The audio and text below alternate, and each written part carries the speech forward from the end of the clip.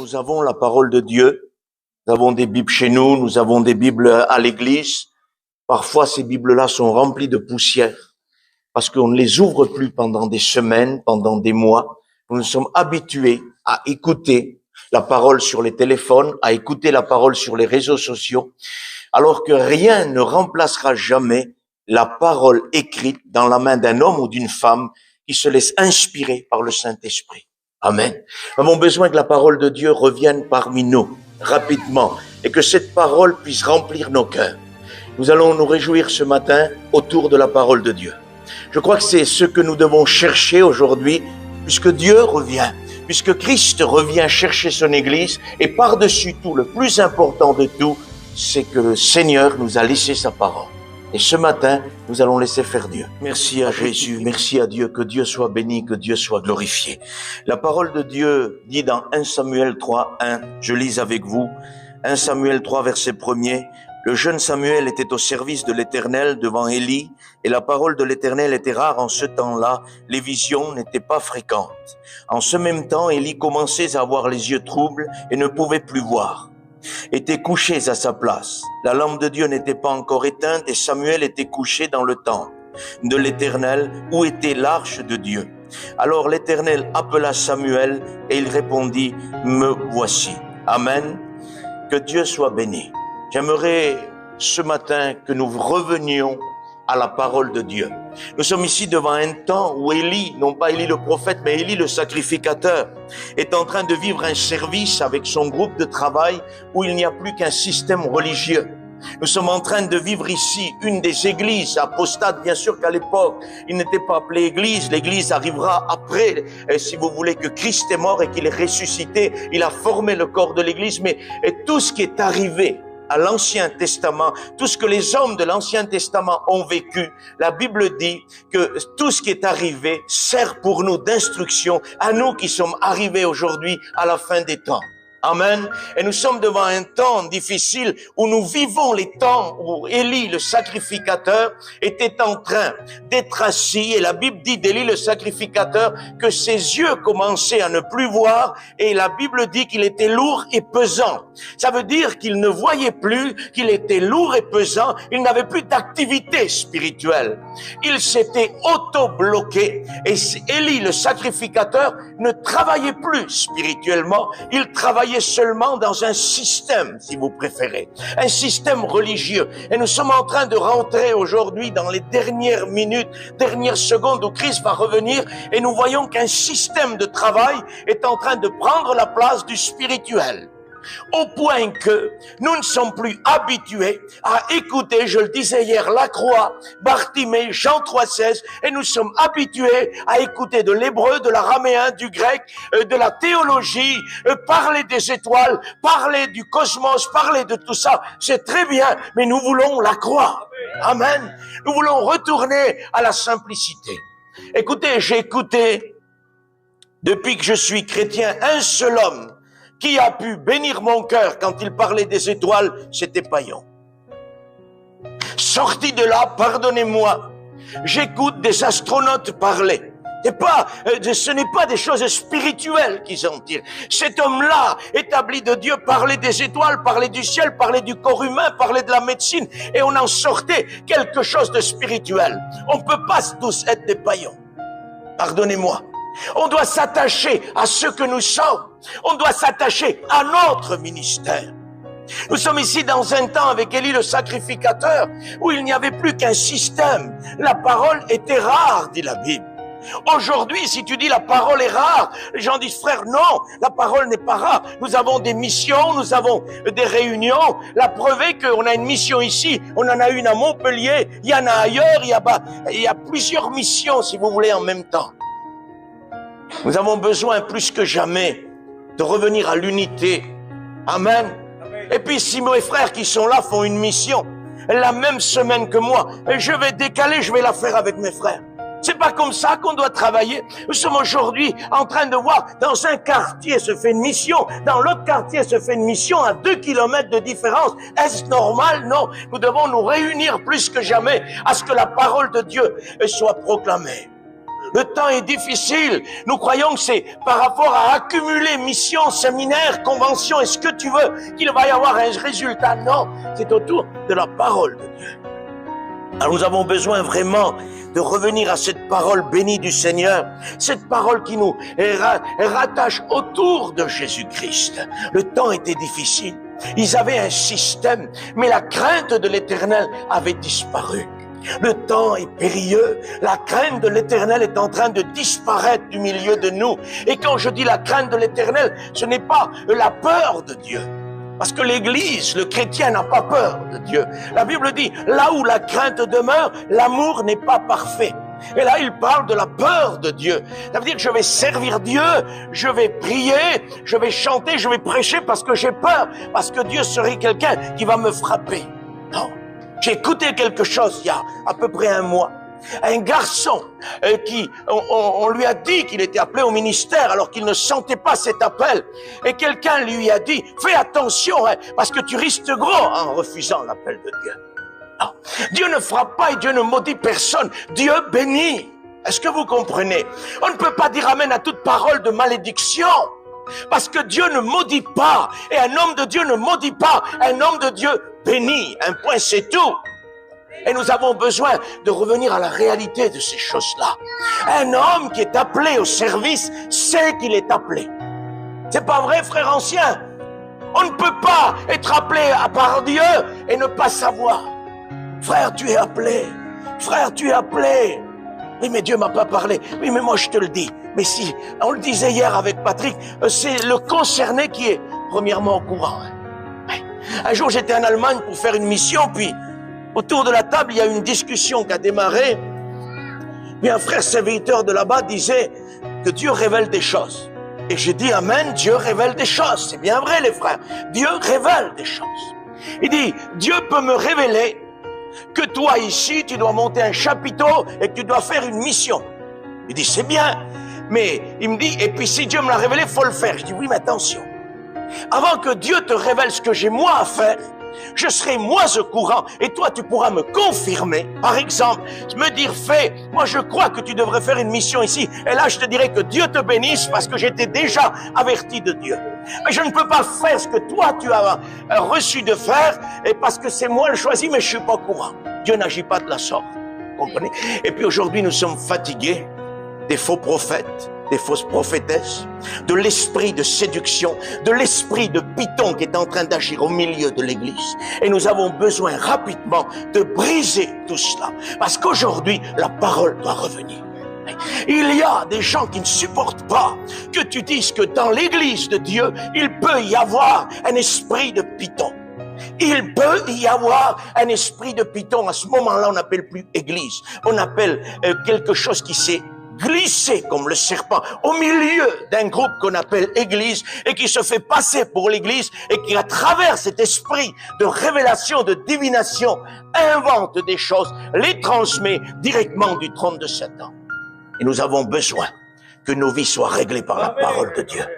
Nous ne voulons pas arrêter les prophéties. Il y en a qui arrêtent de parler en langue. Il y en a qui arrêtent de prophétiser. Et ils te disent, frère, il y a eu du dérèglement, donc maintenant il est temps de s'arrêter. Il n'est pas temps d'arrêter les véritables prophéties. Il est temps d'arrêter les fausses prophéties. Les faux prophètes, les fausses prophétesses, il faut interrompre ça. À l'étranger, vous avez des églises où il y a écrit « interdit de prophétiser ».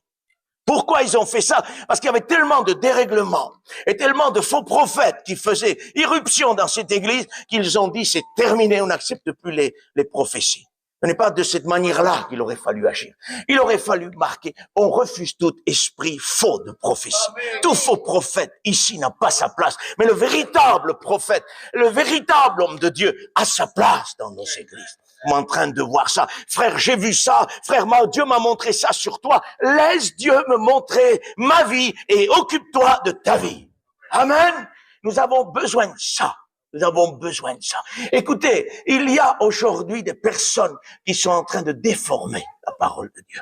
C'est pour ça que nous devons revenir à l'essence même de la parole de Dieu. Frère, ce n'est pas marqué dans la Bible, mais c'est mon expérience. Je vous demande pardon aux plus anciens qui sont ici. Ton expérience nous intéresse pas. Ce qui nous intéresse, c'est ce qui est écrit. Parce que le Saint-Esprit ne fera jamais plus ou moins avec un homme que ce qu'il a fait avec la parole de Dieu. Jamais plus et jamais moins. Si le Saint-Esprit l'a fait avec un homme de Dieu, une femme de Dieu dans la parole de Dieu, amen, on l'accepte. Mais si c'est pas écrit, même que c'est ton expérience, on est obligé de le refuser. Et à ce moment-là, nous serons protégés de tout vent de doctrine. Parce qu'aujourd'hui, c'est mon expérience. C'est pas noté, mais c'est mon expérience. Et le Saint-Esprit, et on dit quand on rentre dans ce domaine-là de l'esprit, alors il nous révèle des choses qui sont même pas écrites. Faux, archi faux. Jamais. Tu peux rentrer au trône de Dieu. Tu peux rentrer devant les pieds de Jésus à sa majesté, en chapitre 4 et 5 du livre de l'Apocalypse, au milieu du trône. Tu peux te mettre là. Jamais le Seigneur te révélera autre chose que ce qui est écrit dans la parole de Dieu. Amen. Il utilisera toujours la parole de Dieu et il te révélera la parole à sa manière, mais jamais sans la parole. Il faut tout le temps contrôler. Écoutez, il faut tout le temps que je contrôle et que tu contrôles tout ce que tu reçois, tout ce que tu veux chanter, tout ce que tu veux témoigner, tout ce que tu veux prêcher doit être contrôlé par la règle biblique. Et si ça passe pas, ça passe pas. Ça passe avec Genèse, ça passe avec le Nouveau Testament, mais ça passe pas avec l'Apocalypse. Donc ça peut pas être prêché. Mais mon frère, il manque pas grand-chose, ça passe avec toute la parole. Il y a dans l'Apocalypse que ça accroche un peu et ça passe pas. Toute parole est inspirée de Dieu. Elle doit passer du départ, du commencement à la fin, le dernier livre, l'Apocalypse. Elle doit passer, elle doit correspondre. On doit s'approcher des paroles de Jésus. Amen. La Bible dit, approchez-vous de ces paroles. On ne pourra pas peut-être enseigner comme Jésus, on ne pourra pas peut-être prêcher comme lui, mais la Bible dit, approchez-vous. Concordez avec. Le littéral dit, concordez, accordez-vous avec les paroles de Jésus. Et que Dieu soit béni. Nous sommes fatigués aujourd'hui de ce système d'Élie, le sacrificateur, qui avec son foyer servait dans un système corrompu. Il n'avait plus la crainte de Dieu. La crainte de Dieu n'est pas la peur. La crainte de Dieu, je te donne la définition la plus facile qu'il y a. C'est un profond respect. Une crainte, c'est un profond respect envers Dieu, impliquant la haine du mal. Ça veut dire qu'on respecte Dieu et on haït le mal. Et on haït toute forme de péché et toute forme de mal. Amen. Que Dieu soit béni. Que Dieu soit glorifié. On m'a posé une question il y a 2 jours. Quelqu'un m'a dit, voici ce qu'on me demande. Est-ce qu'un chrétien est perdu s'il grille un feu rouge ou s'il roule vite, s'il est hors la loi? Qu'est-ce que dit Dieu de lui? Il est perdu. J'ai dit, tu réponds à ce personnage. Il n'est pas question de salut, mais il est question de moralité et de conscience. Ça veut dire qu'une âme régénérée, une âme née de nouveau, elle grillera le feu, elle ne sera pas perdue. Mais parce qu'elle est régénérée, volontairement, jamais elle ne grillera le feu. Ça peut arriver, les frères. Ça m'est arrivé, ça vous est arrivé. On est là à l'orange, on n'a pas vu, on a passé. D'accord? Mais si je grille 5 feux rouges par jour, la Bible dit en Romains 13, soyez soumis à toute autorité qui existe, parce que les autorités existantes sur la terre viennent de Dieu. Et celui qui résiste à l'autorité, résiste à qui? À Dieu. Mais dans mon peuple, chez les Roms, chez les Catalans, chez les Espagnols, chez les Manouches, c'est très dur ça. C'est très dur.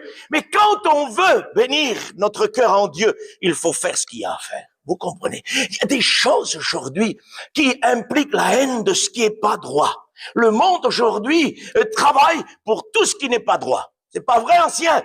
Pour tout ce qui n'est pas droit, le monde travaille pour ça. Le péché, la désobéissance, la rébellion, l'apostasie totale arrivent. Mais nous, les chrétiens, devons revenir à la source de la parole de Dieu. À la source de la parole de Dieu. Nous devons revenir à ça, impliquant la haine du mal. Oui, quand on respecte Dieu, on fait attention, non pas seulement à l'église, mais à tout moment. Les yeux du Seigneur se promènent sur toute la terre, dit la Bible. Et il regarde, il cherche, il voit la nuit, il voit le matin, il voit le soir. Quand personne te voit tout seul chez toi, les yeux du Seigneur sont sur toi. Alors tu ne peux pas vivre comme tu veux chez toi. Je ne peux pas vivre comme je veux chez moi. À tout moment de la journée, matin, midi et soir, tu dois vivre une vie correcte qui ressemble à la vie de Jésus. Que Dieu soit béni. C'est ça, craindre Dieu. Craindre Dieu, c'est honorer le Seigneur. Moïse a reçu la crainte de l'Éternel. Et la crainte de l'Éternel lui a fait franchir des degrés spirituels. Et le premier degré Pour Moïse, c'est devant le buisson ardent. Il s'approche, que Dieu soit béni. Et puis là, on est en train d'écouter, Dieu lui dit, hey, fais attention, le lieu où tu te trouves est une terre sainte. Qu'est-ce qu'il voulait dire? Le demi-mètre carré ou le mètre carré de terre qui était là était plus sainte que toute la Palestine. Non, c'est pas ce que Dieu a voulu dire. Il veut dire, Moïse, fais attention. Le lieu où tu te tiens, le mètre carré où tu te tiens est saint parce que je suis là. Parce que là où Dieu met les pieds, ça devient saint. Est-ce que vous savez ça? Le ciel est saint, le ciel est pur parce que Dieu est pur. Amen. L'éternité est éternité parce que Dieu est éternel. Vous croyez à l'éternité, n'est-ce pas? Eh bien, l'éternité existe auprès de Dieu. Mais si vous enlevez Dieu du ciel, le ciel n'est plus éternité. Amen. Vous amenez Dieu sur la terre, c'est l'éternité. C'est pour ça que Christ a dit, celui qui mourra, et quand il croira en moi, il vivra quand même, il mourra. Je suis la résurrection et la vie. Ça veut dire que l'éternité avait quitté le ciel, elle est venue ici sur la terre, et ça devenait éternel. Amen. Que Dieu soit béni. La piété, la vie spirituelle est utile à tout, a dit l'apôtre Paul. Il a dit, l'exercice corporel est utile à peu de choses, mais la piété est utile à tout, dans le siècle présent, mais dans le siècle à venir aussi. Ça veut dire que beaucoup d'exercices dans le corps, sans consécration, sans intimité, ça ne sert à pas grand-chose, avait dit l'apôtre Paul. Il dit, il faut un exercice spirituel. Il y en a qui se fatiguent trop. Ils voudraient faire plus que Dieu fait. Ils voudraient travailler plus que Dieu fait. Non. Ils disent, frère, moi j'ai eu l'occasion de voir des frères qui m'ont dit, frère, je fais tellement de réunions par semaine que j'ai plus le temps de prier. Ah, je dis, assis-toi tout de suite, mon frère. Il y a un malaise dans ton ministère. Parce que si tu fais plus de réunions que d'intimité, il y a un désordre. Parce qu'il te faut la même intimité que le service. 10% d'intimité, 10% de service. 40 d'intimité, 40 de service. Jamais notre service ne doit dépasser notre intimité. Un homme ne peut donner que ce qu'il a reçu. Et ce qu'il a reçu, le reçoit d'où? Il le reçoit du ciel. Et ce n'est pas dans l'activité qu'il le reçoit, c'est dans l'intimité. Et ce qu'il donne dans l'activité vient de ce qu'il a dans l'intimité. Je disais ça l'autre jour. Quand vous venez sur l'estrade pour chanter ou pour prêcher l'évangile, vous ne venez pas tout seul. Vous amenez ce que vous êtes. Est-ce que vous comprenez ce que je veux dire? Ça veut dire que quand vous venez sur l'estrade, c'est votre foyer qui vient. C'est vos enfants, c'est votre femme, c'est vous-même. Vous amenez ce que vous vivez chez vous. Si je vis, Patrick, 30% chez moi, ici, il y aura 30%. Et il n'y aura pas plus. Quand on vient sur l'estrade, on amène ce qu'on est. Et si on n'est rien à la maison, on n'est rien ici. Et ça, c'est une règle d'or. Christ a démontré, Christ, écoutez, et que le Seigneur me pardonne ce que je dis, Jésus n'avait pas besoin de prier réellement. Mais il l'a fait. Et après chaque miracle, il priait. Avant le miracle, il priait. Il nous a démontré qu'il faut une vie d'intimité. Et qu'on amène ce qu'on est. Et si on n'a rien extérieurement de la salle, on n'aura rien dans la salle. On amènera une activité. À chaque fois que vous voyez les anges qui protègent la crainte de l'Éternel, à chaque fois, vous les voyez autour du trône pour protéger la sainteté de Dieu en quelque sorte. En Ésaïe, il voit le trône de Dieu. Il y a des anges qui sont là-bas et ils ont des ailes pour se couvrir la face, se couvrir le corps, se couvrir les jambes, et ils ont 2 pour voler. Et le nombre d'ailes pour voler est plus petit que le nombre qu'ils ont d'ailes pour se couvrir devant Dieu. C'est-à-dire que notre activité doit être faite sur 2 ailes, et sur 4 ailes, notre intimité. Ça veut dire que c'est plus fort l'intimité que l'activité. Quand on est consacré, quand on vit dans la prière, dans le jeûne, quand on vit au pied de Jésus, il faudra pas grand-chose pour voler. Il faudra juste 2 ailes. Et ça va démarrer. Et l'onction va démarrer. Mais on peut avoir 4 ailes. Et s'il n'y a pas d'intimité, on vole pas. On essaye de voler. On crie au secours, on tape du pied. On part au fond de la salle, on revient, on crie. Hey, vous êtes pas bénis. Hey, vous ressentez rien. Mais fais-les ressentir quelque chose. Moi, je supporte pas un serviteur de Dieu qui passe derrière l'estrade Et que tout de suite, il dit, hé, réveillez-vous, vous êtes morts ou quoi? Mais réveillez-les si t'es réveillé. Et si t'es mort, toi, ils se réveilleront pas. Eh oui, comprenez ça? Ce n'est pas au peuple de diriger, c'est aux serviteurs de diriger. Pardonne-moi, Patrick. Ce n'est pas au peuple de diriger, c'est à toi. Frère Jimmy, aux études, nous avait dit le jour, les garçons, où vous êtes pasteur d'église et que d'un de vos chrétiens est plus spirituel que vous, asseyez-vous, donnez-lui la place. Quelle vérité! Quelle vérité! Si un de nos chrétiens est plus spirituel que nous, alors qu'ils prennent la place. Comprenez ça? Il n'y a rien.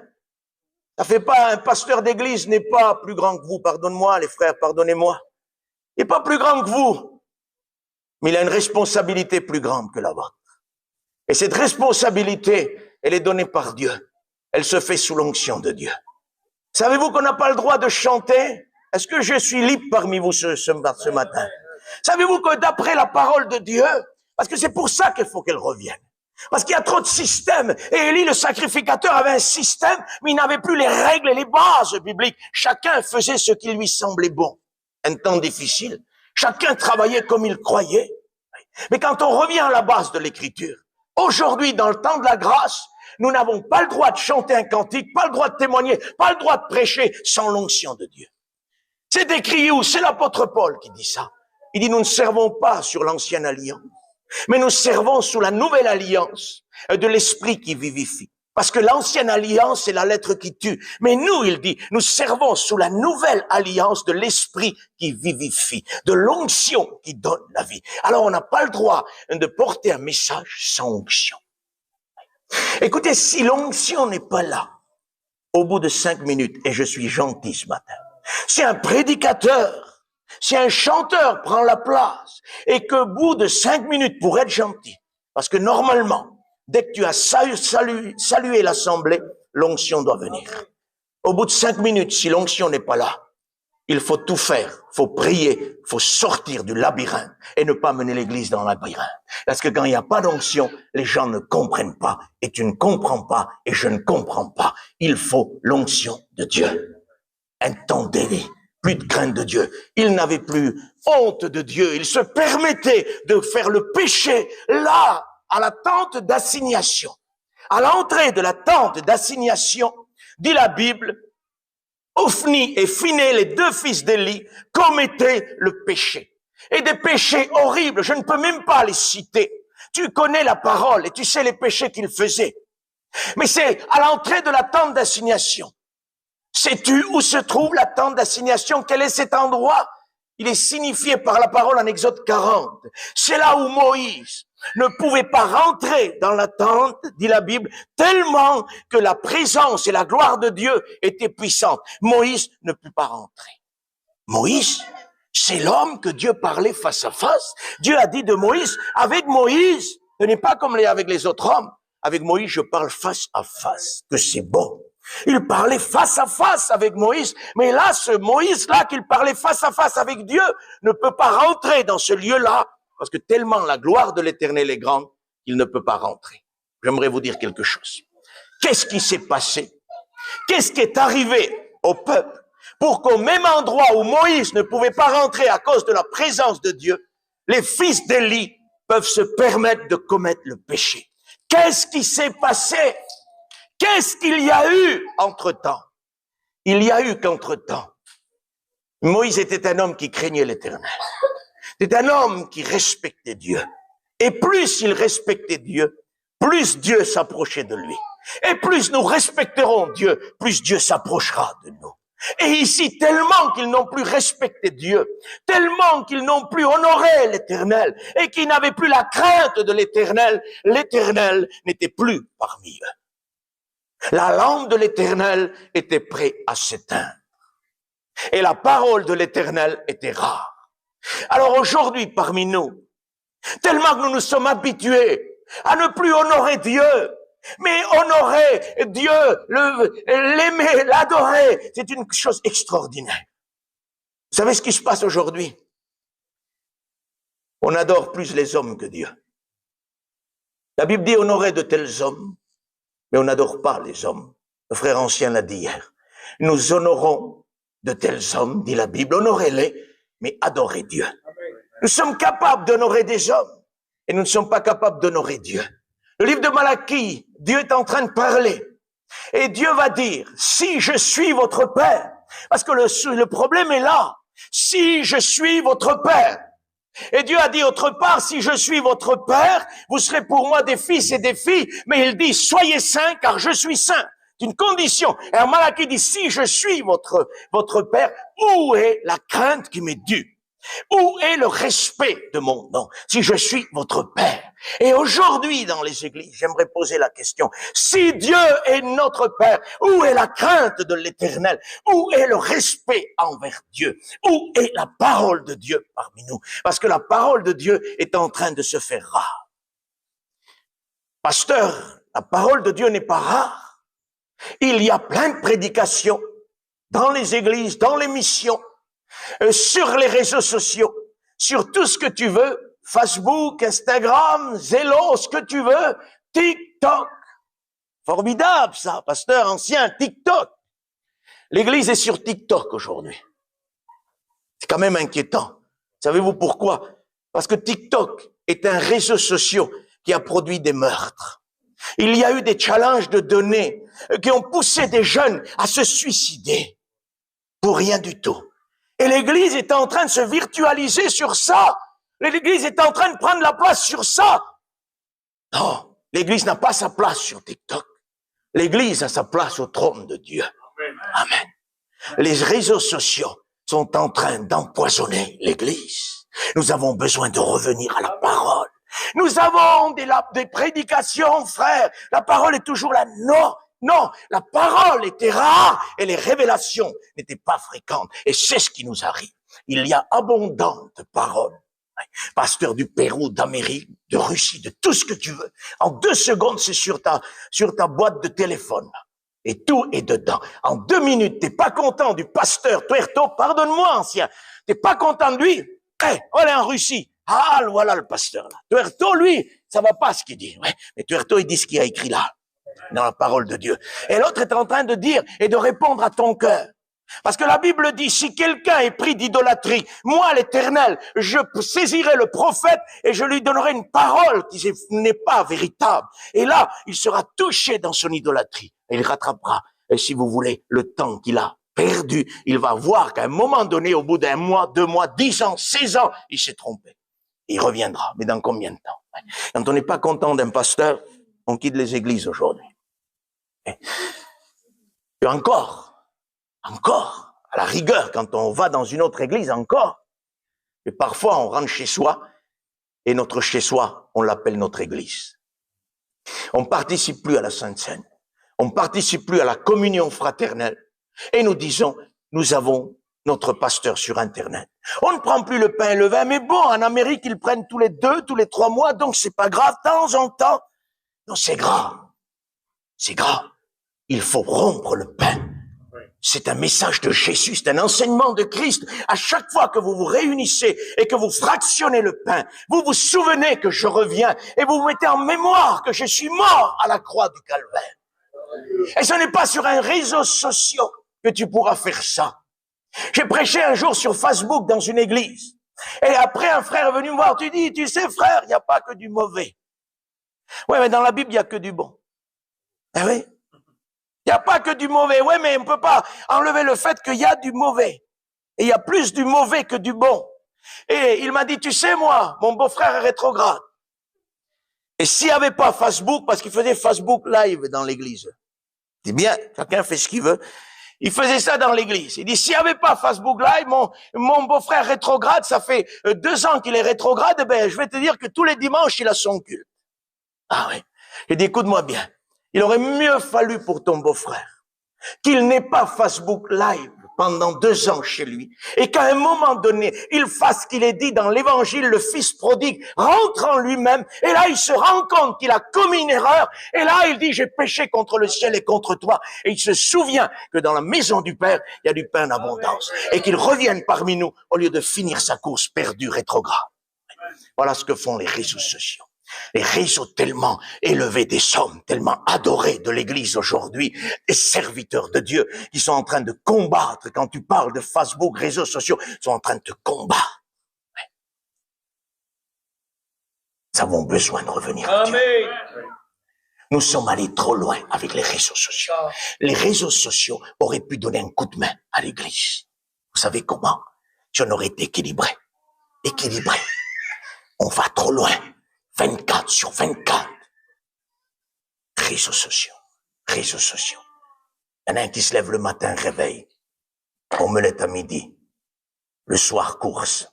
Toute la vie est dévoilée. Nous avons dévoilé toutes les richesses de l'Église aux yeux de Satan sur Facebook et réseaux sociaux. Ne l'oubliez pas. Le 666 gère encore tout ce qui est réseaux sociaux. Il y en a d'autres qui sont plus intelligents que nous, parce qu'à nous, ils nous disent, t'es trop ancien, frère, toi. Il faudrait que tu modernises. Merci. Je préfère rester comme je suis. Un prédicateur n'est pas ancien, n'est pas moderne, il est biblique. Et la Bible nous enseigne, ne vous conformez pas au siècle présent, mais soyez renouvelés par le Saint-Esprit dans votre être intérieur. Soyez renouvelés. Le littéral, c'est soyez métamorphosés. Il faut une métamorphose. Et le mot métamorphose, c'est le mot de la transfiguration. Quand Christ fut transfiguré, métamorphosé devant ses disciples. Voilà ce qu'a besoin l'Église. Une métamorphose, une vision du Christ glorifié. C'est ce que l'Église a besoin. Et non pas une conformité au monde qui est en train de pourrir sa vie spirituelle, en train de lui enlever la prière, en train de lui... Frère, c'est pas mauvais. Alors si c'est pas mauvais, pourquoi nos chrétiens ne prient plus? Pourquoi ils ne lisent plus pour être sur les réseaux sociaux? T'as des serviteurs qui lisent plus la Bible pour être sur le téléphone. Ça va où ça? Ça va où ça? Le téléphone, c'est pour appeler. Amen. C'est tout. C'est tout. Le téléphone est en train de lier les gens. Oui. Ils sont en train de se faire posséder par les réseaux sociaux, par le téléphone en lui-même. Tout est fait pour que nous soyons dirigés par le téléphone. Je disais ça hier à des frères. Avez-vous remarqué que si vous achetez les téléphones aujourd'hui, je sais pas moi, Samsung, Apple, ce que tu veux, les téléphones d'aujourd'hui, avez-vous remarqué qu'il n'y a pas de mode d'emploi dedans? On ne vous donne pas de mode d'emploi. Comment se fait-il alors qu'un enfant de 2 ans se débrouille pour aller vraiment chercher dans le cœur de ce téléphone tout ce qu'il y a? Je peux vous le dire ce matin. C'est parce que l'esprit de l'Antichrist est en train d'éduquer le monde entier à la téléphonie, à la modernité. Et c'est par l'esprit de l'Antichrist que les enfants arrivent à démonter un téléphone et puis savoir tout ce qui se fait dedans. Il n'y a pas de mode d'emploi. Savez-vous pourquoi? Nous sommes les modes d'emploi. On se sert de nous pour faire fonctionner le téléphone. Donc le mode d'emploi, c'est toi et moi. C'est nous qui allons servir et allons donner notre temps, qui avons sacrifié notre temps pour faire le mode d'emploi, pour le faire fonctionner. Parce que sans nous, il ne fonctionne pas. Et nous le faisons fonctionner. Et nous laissons dysfonctionner notre vie chrétienne. Où nous en sommes? Un téléphone est fait pour répondre. C'est tout. Un téléphone est fait pour répondre. Allô, tu vas bien, je vais bien, c'est bien. Merci Seigneur, mais ça s'arrête là. Frère, on peut toucher l'Amérique avec ça. Touche déjà ton voisin de palier. Touche déjà ton mari, ta femme, ton cousin. Et après, on touchera l'Amérique. Parce que si on n'est pas une bougie chez soi, on ne va pas être une lumière énorme dans le monde. C'est pas possible. C'est pas possible, ça. Impossible. Comprenez ça? On est plus grand que Jésus, nous. Parce que Jésus n'avait pas Internet, n'avait pas de téléphone, n'avait rien du tout. Et la Bible dit dans le livre de Jean, si on aurait dû noter tous les miracles qu'il a fait, les livres du monde entier n'auraient pas suffi. Sans Internet, sans réseaux sociaux, sans rien du tout. Il est dit des disciples, il est dit des hommes de Dieu, des 12 apôtres, les hommes qui ont bouleversé le monde par la parole de Dieu. Ouais. Eh ben, je sais pas combien on est dans la région là, de prédicateurs, mais on est pas mal. Entre les Catalans, les voyageurs, les Roms, fait un petit lot quand même. Hein. On est plus que 12, mais pas capable de bouleverser notre petite région là. Il y a plein d'inconvertis encore, plein de rétrogrades, plein d'églises qui ne sont pas préparées, mais pas capables de bouleverser notre région, notre quartier. À 12, ils ont bouleversé le monde, sans Internet, sans réseaux sociaux. Oui, mais quand on a les réseaux sociaux qui nous tiennent, on devient, pardonnez-moi le mot, flemmard. On sort plus de chez soi parce qu'on est en contact, soi-disant, avec les chrétiens. J'ai fait un groupe, frère, c'est pour l'église, ouais, mais on se visite plus parce qu'on est sur le groupe. On lui envoie ça, il y a une mission, on fait ci, viens, voilà, tu viens, ouais, je viens, pas de problème. Ouais. Et des fois, aujourd'hui, c'est moderne. Ils t'envoient un message, et ils te mettent un pouce comme ça. Ouais. Même particulier, frère, je m'excuse. Vous êtes serviteur de Dieu. Est-ce que tu peux venir faire? Moi, je serais gêné de vous envoyer ça, les frères. Amen. Comprenez? Oui, frère, bien sûr. Tu peux pas répondre. Oui, mon frère, bien sûr, je peux venir. Tu comprends? Mais arrêtons-nous. Laissons faire aux enfants de 2 ans les pouces. Moi, les frères et sœurs, j'ai tout le temps peur qu'ils se trompent de pouces. Ils se trompent de doigts quand ils font ça. Eh oui. Parce qu'ils se trompent de doigts, ça devient tout de suite grave. Ça devient une insulte. C'est du n'importe quoi. Amen. C'est du n'importe quoi. Ouais. Nous devons revenir à l'essentiel. Amen. À l'essentiel. Rien que l'essentiel. Amen. Et c'est pas les réseaux sociaux. Et c'est pas le téléphone. Ouais. Il y en a un qui a dit un jour que David saisit l'épée de Goliath, qui était pour le tuer à lui en fait, était le moyen de Goliath pour combattre. Il a dit les réseaux sociaux étaient les moyens de Satan. Mais nous, l'Église, nous lui avons coupé la tête avec ces réseaux sociaux et nous sommes en train d'utiliser l'épée de Goliath sur les réseaux sociaux. Oui, c'est ça. C'est plutôt Goliath qui est en train de nous utiliser sur les réseaux sociaux, est en train de faire de nous n'importe quoi. Nous perdons notre honneur, notre respect. Nous perdons, si vous voulez, le respect qu'on doit donner à un homme en chair qui prêche l'évangile du haut d'une estrade. Dans ces systèmes-là de réunions Zélo et tout ce que tu veux, il y avait des gens là sur Zélo. Il y en a un qui prêchait l'évangile. Il y en a un qui était assis sur le canapé, les pieds en l'air, à un coca, l'autre buvait du thé. Un jour, j'ai vu, il y en a un qui a mis une gifle à son temps.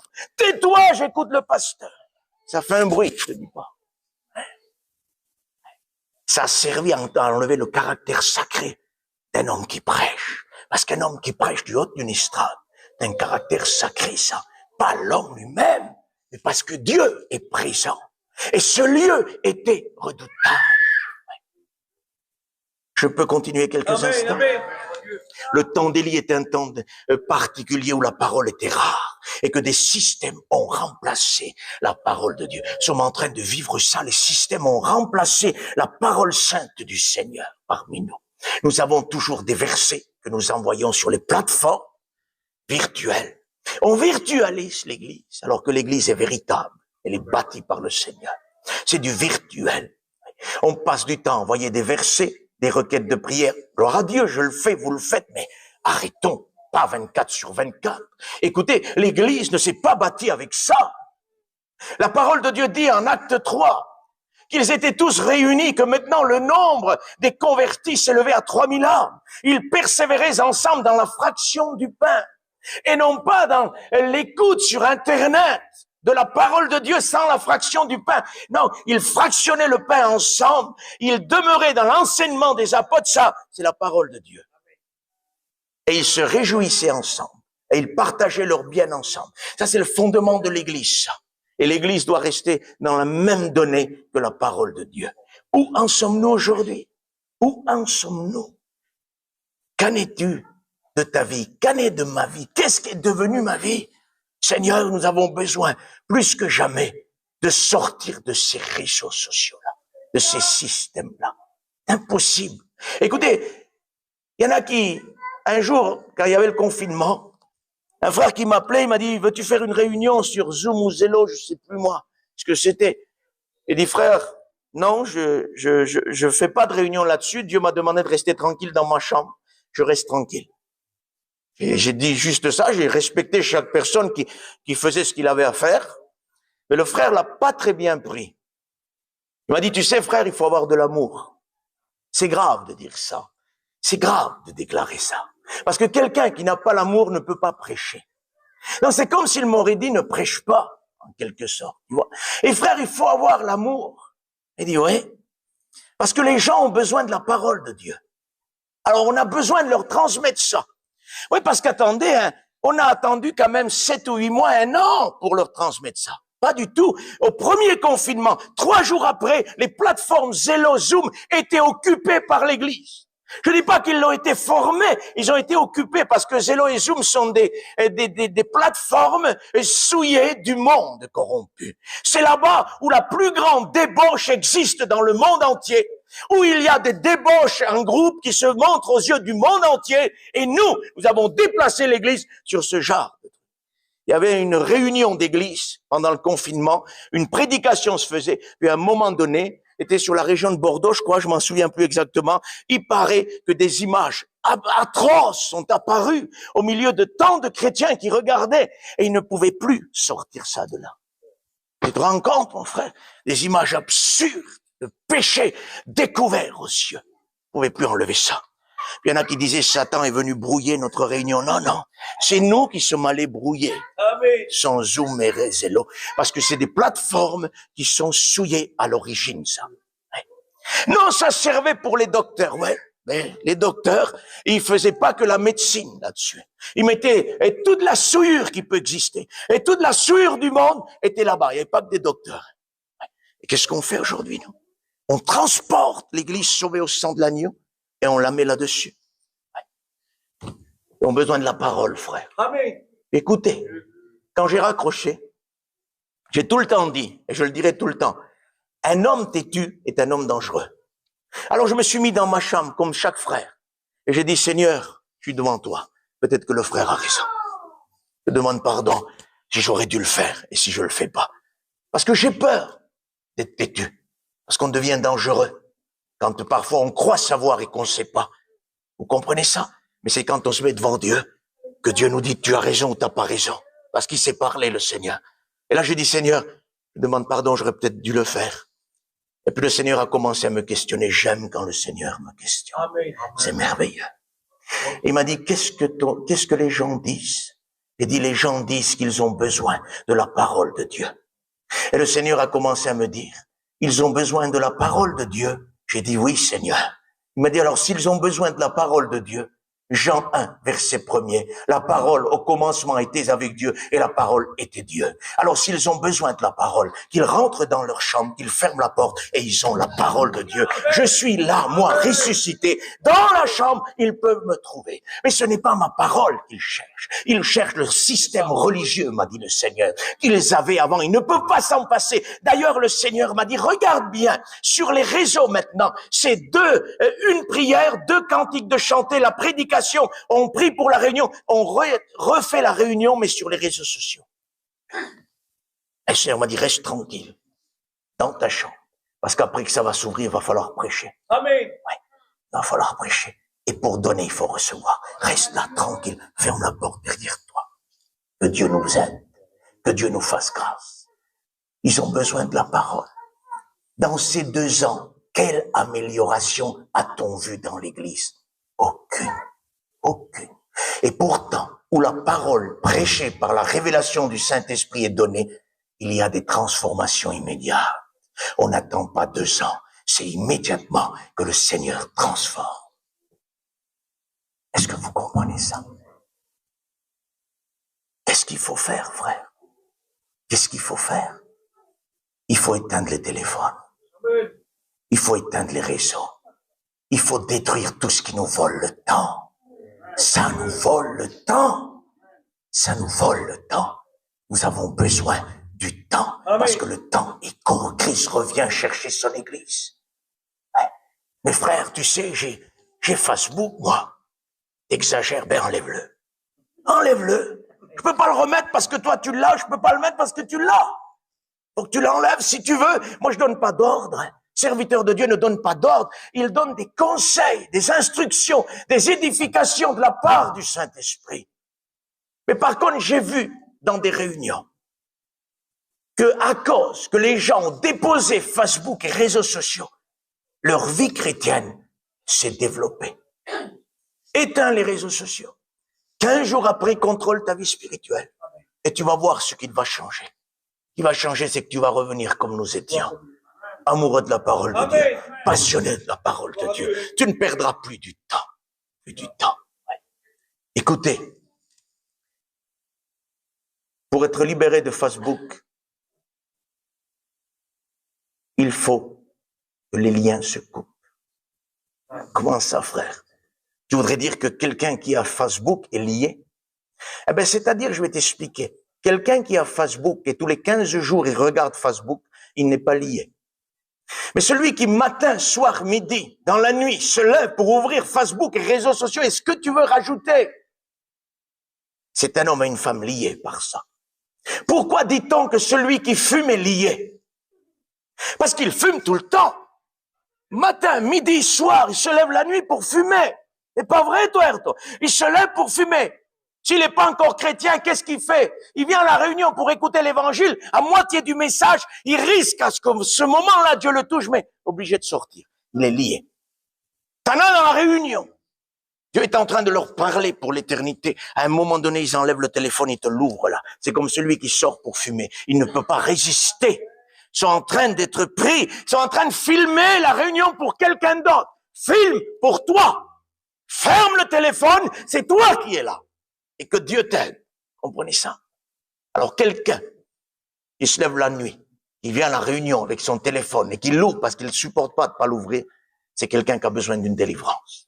J'ai prêché sur la région parisienne, sur Facebook, réseaux sociaux, j'ai appelé à la délivrance. Les garçons sont sautés de leur chaise en criant « Je vais te délivrer ».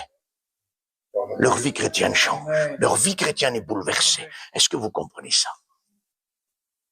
Oui, mes frères, tous l'ont. J'aimerais te dire quelque chose. Moïse était tout seul contre un grand peuple. Il n'avait pas raison. Et c'est pas parce que tous ont les réseaux sociaux dans l'église qu'ils ont absolument raison. Non. Ils peuvent se tromper. Et nous avons besoin que Dieu nous aide. Est-ce que vous comprenez ça? À avancer, à sortir de ce système. Nous sommes devenus mondains sans prendre conscience que nous sommes mondains. Nous avons les mêmes attirances que le monde, Église de Dieu. On est entre nous ce matin de se faire du bien. On a les mêmes attirances que le monde a. On a les mêmes réseaux, on a les mêmes téléphones, on a les mêmes habits, on a tout ce qui ressemble au monde. Croyez que c'est normal? Non, la parole doit revenir. La parole doit revenir dans tout. Elle doit nous réapprendre à regarder. Elle doit nous réapprendre à écouter. Elle doit nous réapprendre à nous habiller, à me parler, à se comporter comme un chrétien. Parce qu'il y a des chrétiens qui ne s'habillent plus comme des chrétiens. Et frère, c'est quoi là? C'est un discours sur un défilé de mode? Non, la Bible parle de l'habillement du chrétien. Il dit qu'il faut être vêtu d'une manière décente. Eh oui. Et ça, c'est pas que pour les sœurs. Parce que parfois, nous les hommes, on en profite. Et oui, voyez les sœurs, faut être habillés d'une manière décente. Ouais. Mais les hommes d'aujourd'hui s'habillent d'après la mode du monde en skinny là. Vous avez vu ces pantalons là? Ces bas de contention plutôt. Ils sont en train de compresser le sang. Il y a les sœurs d'accord, habillées d'une manière décente, mais excusez-moi, un prédicateur n'a pas sa place en skinny. Pas vrai, frère? T'en as qui arrivent derrière l'estrade, des toreros. C'est pas des prédicateurs. On est fatigué de tout ça. Nous voulons des hommes de Dieu. Tu veux qu'on mette des pattes d'éléphant? Moi, je veux rien. C'est elle qui dit. Homme comme femme doit être habillé d'une manière décente. D'une manière décente. Amen. C'est-à-dire que tout ce qui doit être fait selon la Bible. Mais ramener la Bible, ça coûte. Parce que ramener la Bible, ça peut changer ma manière d'être vêtu. Ça peut changer ma manière de marcher, de parler, des décisions, de ce que je fais, comment je le vis. Oui. Ramener la parole de Dieu, ça peut changer même ton travail. Parce que si ton travail te prend tout le temps, aujourd'hui tu n'as plus le temps. Il faut te mettre dans les bras de Jésus. Amen. Amen. Alors je te dis pas de laisser ton travail, parce qu'il faut être réglé dans la vie de Dieu. Mais si ton travail ou si mon travail m'oblige à rester du matin au soir, au travail, et que le soir je reviens à 9h, et tellement que je suis fatigué, je peux même pas lire ma Bible, autant vivre dehors sous une toile que dans une maison qui m'empêche de prier. Je vous demande pardon ce matin, mais la vérité de l'évangile c'est ça. À quoi bon d'avoir les murs? À quoi bon d'avoir la voiture? À quoi bon d'avoir le compte en banque rempli si tout ça m'a enlevé ma vie de Dieu? Ça sert à rien. Parce que bientôt nous allons partir. Amen. Bientôt, encore un peu de temps, et celui qui doit venir viendra. Que Dieu soit béni. Est-ce que vous me donnez 5 minutes et puis je vais m'arrêter? Il faut que nous arrivions quand même à comprendre que la parole doit revenir. Elle doit revenir. Nous sommes dans ce temps-là d'Élie où la parole était rare. Il faut que la parole revienne. Elle est bonne, la parole. Il faut que ça soit la raison de vie. Serrer la Bible, c'est Jésus. Amen. Le frère tient sa Bible, tu tiens Jésus dans tes mains.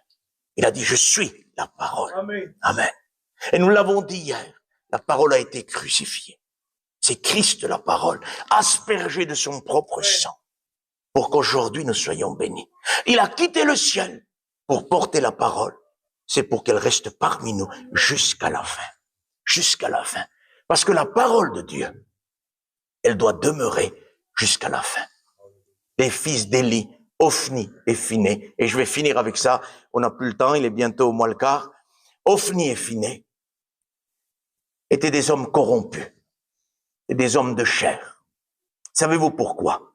Parce que la Bible dit, c'est écrit dans la Bible, j'ai plus le temps de lire. En 1 Samuel 3, vous lirez tout le chapitre, vous trouverez bien ça. Il est dit qu'à un moment donné, selon l'ordre de la parole, les sacrificateurs devaient être nourris des offrandes que le peuple apportait. Mais ces offrandes devaient être bouillies ou cuites. Voici que les fils d'Élie, Ophni et Phiné vont dire au peuple, donne-nous de la viande crue. À celui qui faisait cuire, qui servait, il disait, nous voulons de la viande crue. Le sacrificateur dit, non, il faut que ça soit cuit, c'est selon l'ordre de la parole. Mais il n'avait que faire de la parole de Dieu. La parole était rare. Et quand la parole est rare, chacun fait comme il lui semble. Et là, ces hommes-là, ils disent, non, donne-nous de la viande crue. Nous voulons de la viande crue. Vous savez ce que c'est ça? D'après le livre de Jude, ce sont des hommes sensuels n'ayant pas l'esprit, des hommes de chair, qui aiment la chair, qui sont crus, des hommes sensuels n'ayant pas l'esprit de Dieu. Ils aiment la débauche, ils aiment le péché, ils sont crus. C'est les fils d'Ophni et Phiné. Ils étaient tellement crus qu'ils voulaient les choses crues de la chair. Que Dieu nous garde de ces abominations-là. Nous ne voulons pas de la viande crue. Mais nous voulons dire à Dieu, donne-nous de la viande rôtie par le feu du Saint-Esprit. Je ne veux pas rester cru, pardonnez-moi. Je veux que le Saint-Esprit rôtisse ma vie. Et que le Saint-Esprit vienne consumer tout ce qui est charnel en moi. Ils voulaient de la viande crue. Ils voulaient leur caractère, les frères. Ils voulaient garder ça. L'homme est mauvais. Et c'est de l'abondance du cœur que sortent les mauvaises choses. Adultère, vol, impudicité, tout ce que tu veux. C'est de là que ça sort. Et si on n'est pas brûlé par le Saint-Esprit, ça va revenir. Ils ne voulaient pas se débarrasser de ça. Ils commettaient le péché à la rentrée de la tente. Dieu a dit, écoute, Élie, à cause que tu as honoré tes fils plus que moi, je rejetterai ta descendance. Tes fils iront au combat, ils mourront le même jour.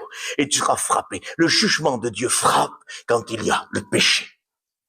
Et faisons attention, mes frères et sœurs. Il faut que notre vie soit exempte de péché. Parce que le péché est encore jugé. Aujourd'hui, on dit c'est la grâce. D'accord que c'est la grâce. Pas de problème, je crois dans la grâce. Et je ne vis pas sous la loi. Je crois dans la grâce. Sais-tu que l'échelle est mise plus haute dans la grâce? Jésus a dit dans l'Ancien Testament, celui qui est venu accomplir la loi, il a dit si quelqu'un commet le péché, il est passible de jugement. Dans le Nouveau Testament, Jésus dit, si quelqu'un regarde le péché avec l'idée de convoitise, il a déjà commis le péché. Donc avant, il fallait commettre l'acte. Sous la grâce, il faut juste concevoir l'acte dans ton esprit et le péché est fait. Ça veut dire que l'échelle est mise plus haute. Parce que la grâce, je le dis souvent, la grâce de Dieu n'a pas amoindri Dieu dans sa sainteté. Pas du tout. Il reste toujours le Dieu 3 fois saint.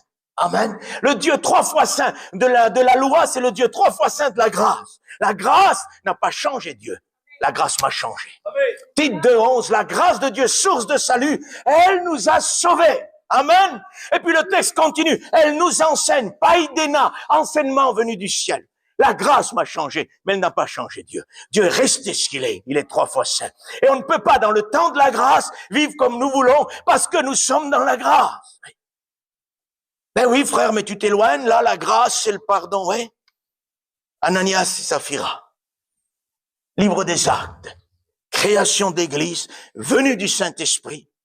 Dieu va frapper cet homme et cette femme. Ils vont devant les apôtres, ils disent, c'est comme ça que vous avez vendu le champ ou la maison, ce que tu avais à vendre? Il dit, oui, c'est comme ça. Sa femme arrive, lui a expiré, sa femme arrive, c'est bien ça, c'est ça. Comment êtes-vous unis, il dit, pour mentir au Saint-Esprit? Comment Satan a-t-il rempli votre cœur? Nous sommes dans la grâce, là.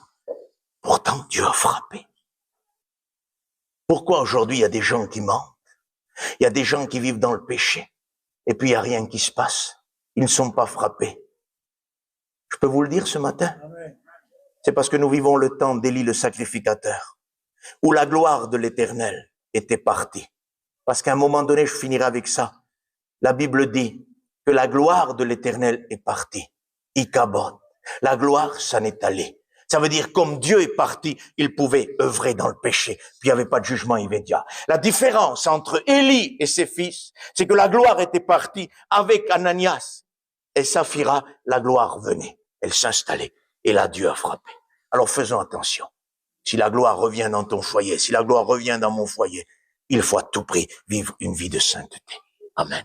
Il faut se séparer. Dieu connaît nos faiblesses, nos manquements. Dieu connaît tout ça. Des hommes crus. Complètement.